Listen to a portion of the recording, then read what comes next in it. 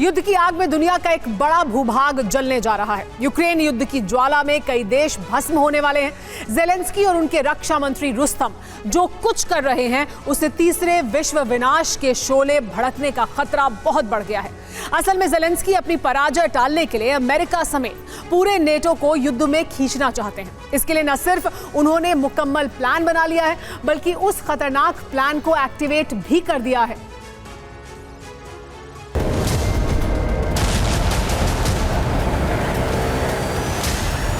इतना बड़ा धमाका हुआ कि 30 किलोमीटर तक धरती कांप उठी।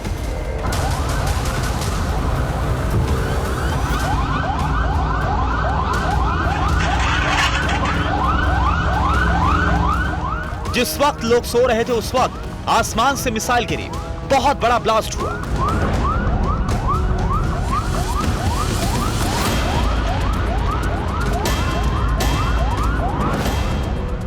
वहां मौजूद कई इमारतें बर्बाद हो गई। धमाके के साथ ही आसमान में बारूदी आग की ऊंची लपटें दिखने लगी।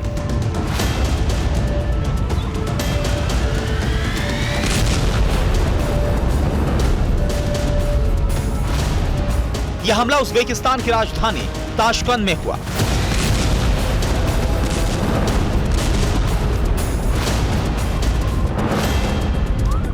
यह धमाका एयरपोर्ट पर हुआ। इसके बाद पूरे शहर में हड़कंप मच गया।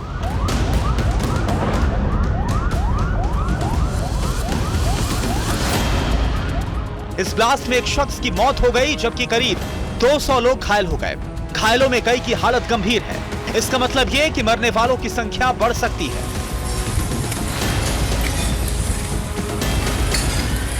उज़्बेकिस्तान की राजधानी ताशकंद में धमाका क्यों हुआ, किसने किया, इस बात का खुलासा अब तक नहीं हो सका है। लेकिन शक है कि इस हमले के पीछे यूक्रेनी सीक्रेट सर्विस का हाथ है। आशंका यह है कि धमाका जेलेंस्की ने करवाया है।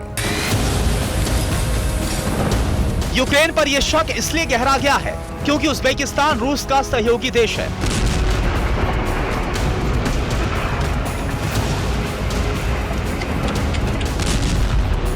अट्ठाईस सितंबर की आधी रात को उज़्बेकिस्तान में हमला हुआ तो 27 सितंबर की रात को रोमानिया की धरती पर अटैक हुआ। यानी लगातार 2 दिन में 2 देशों की धरती पर हमला। एक देश रूस का करीबी तो दूसरा देश रोमानिया, नेटो सदस्य।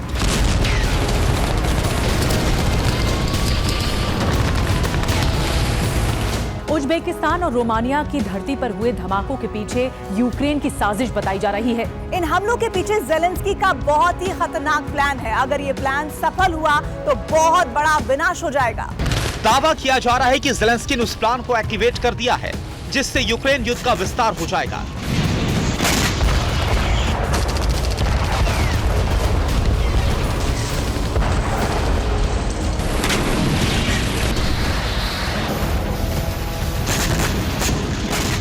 जेलेंस्की अगर अपने मकसद में कामयाब रहे तो तीसरा विश्व युद्ध शुरू हो जाएगा।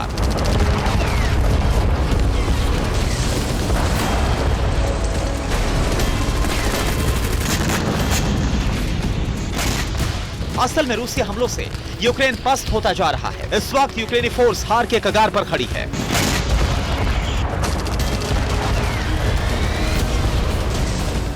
नेटो भी यूक्रेन की मदद नहीं दे रहा।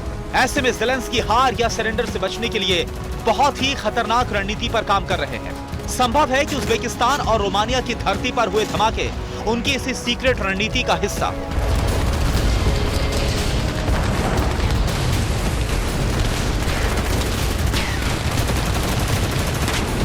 दरअसल हार से बचने के लिए जेलेंस्की सर्दियों से पहले अमेरिका और नेटो देशों को युद्ध में उतारने की तैयारी कर रहे हैं। दावा किया जा रहा है कि जेलेंस्की दुनिया को महाजंग की आग में झोंकना चाहते हैं ताकि यूक्रेन सरेंडर से बच जाए।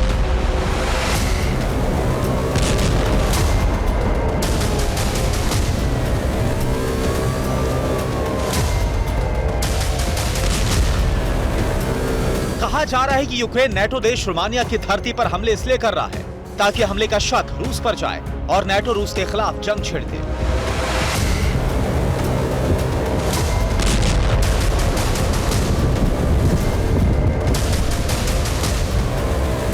इसी तरह उज्बेकिस्तान में धमाका कर यूक्रेन रूस को उकसा रहा है। उज्बेकिस्तान रूस का सहयोगी देश है। हमले का शक नेटो पर जाएगा।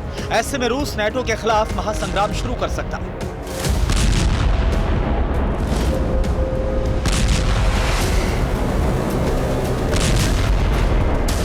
रोमानिया और उज्बेकिस्तान में हुए हमले इस बात की तरफ इशारा कर रहे हैं कि यूक्रेन एक साथ नेटो और रूस दोनों को भड़का रहा है।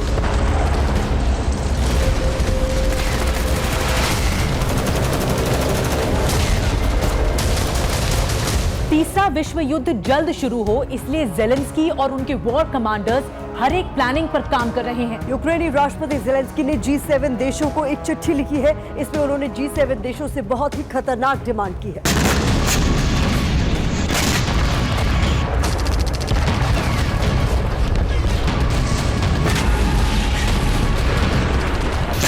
ज़ेलेंस्की ने G7 देशों से उन फैक्ट्रियों पर हमले की अनुमति मांगी है जहां ईरानी शाहिद ड्रोन बनाए जाते हैं। मतलब ज़ेलेंस्की की मंशा ईरान, सीरिया और रूस में मौजूद शाहिद ड्रोन बनाने वाली फैक्ट्रियों को तबाह करने की है।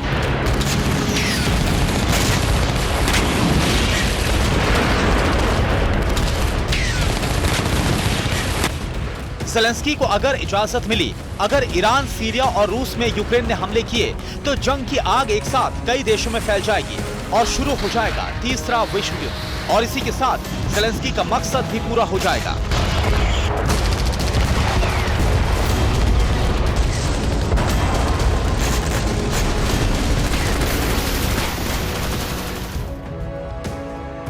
तो ज़ेलेंस्की उन देशों की हथियार फैक्ट्रियों पर भीषण हमला करना चाहते हैं जहां ईरानी शायद ड्रोन बनते हैं। ईरानी ड्रोन 3 देशों में बनते हैं, ईरान, सीरिया और रूस। ज़ेलेंस्की सेना इन्हीं देशों में मौजूद ड्रोन फैक्ट्रियों को तबाह करने का मंसूबा पाले बैठी है।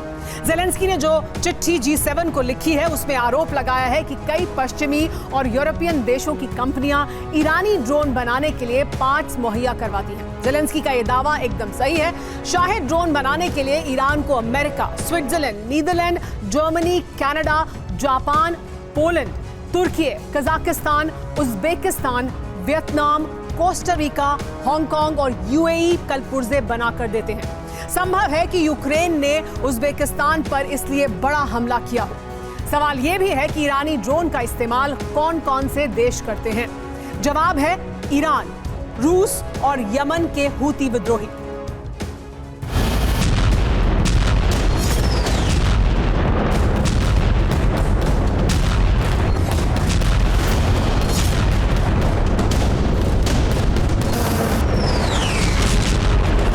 ज़ेलेंस्की ने G7 को जो चिट्ठी लिखी है उसमें यह भी बताया है कि आखिर ईरान, सीरिया और रूस में मौजूद ड्रोन फैक्ट्रियों पर हमले क्यों जरूरी हो गए हैं। लेटर में ज़ेलेंस्की ने कहा कि पिछले 3 महीने में रूसी सेना यूक्रेन पर 600 से ज्यादा ईरानी ड्रोन दाग चुकी है। रूस के ड्रोन हमलों से यूक्रेन में बहुत बड़ी तबाही हुई है।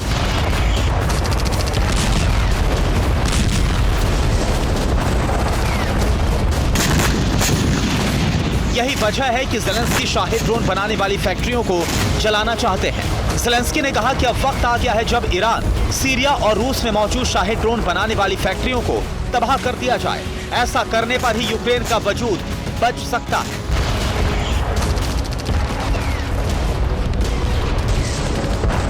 अपनी चिट्ठी में ज़ेलेंस्की ने उन पश्चिमी और यूरोपीय देशों की कंपनियों पर भी कार्रवाई की मांग की है जो ईरानी ड्रोन बनाने के लिए पार्ट्स सप्लाई करती हैं।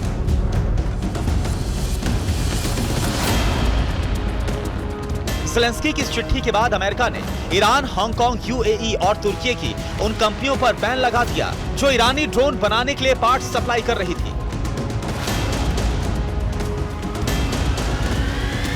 लेकिन इससे ज़ेलेंस्की खुश नहीं है। असल में वो खुश तब होंगे जब युद्ध की आग कई देशों तक फैल जाएगी, जब तीसरा विश्व युद्ध शुरू हो जाएगा। महायुद्ध शुरू होगा तो यूक्रेन पराजय से बच जाएगा।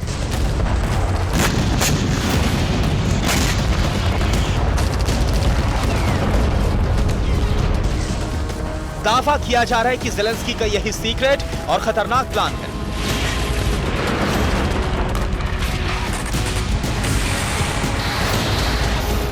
अमेरिका यूक्रेन को ATACMS मिसाइलें देने जा रहा है। इसको लेकर हरी झंडी मिल चुकी है। ATACMS मिसाइलें मिलते ही यूक्रेन, ईरान, सीरिया और रूस की ड्रोन फैक्ट्रियों पर प्रहार कर सकता है और इसी के साथ यूक्रेन युद्ध का विस्तार हो जाएगा, यानी तीसरा विश्व युद्ध शुरू हो जाएगा।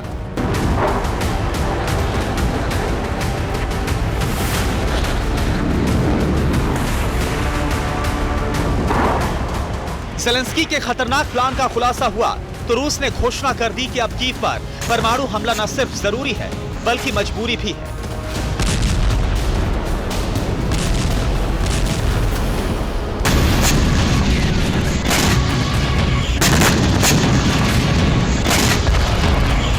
जाहिर है माहौल वैसा ही बन रहा है जैसा ज़ेलेंस्की चाहते हैं। अगर रूस ने एटमी हमला किया तो तीसरा विश्व युद्ध तय है और इस तरह ज़ेलेंस्की का ऑपरेशन वर्ल्ड वॉर सफल हो जाएगा। तबाही के मुहाने पर खड़ा यूक्रेन रेस्क्यू हो जाएगा। Bureau report, TV9 Bharatvarsh.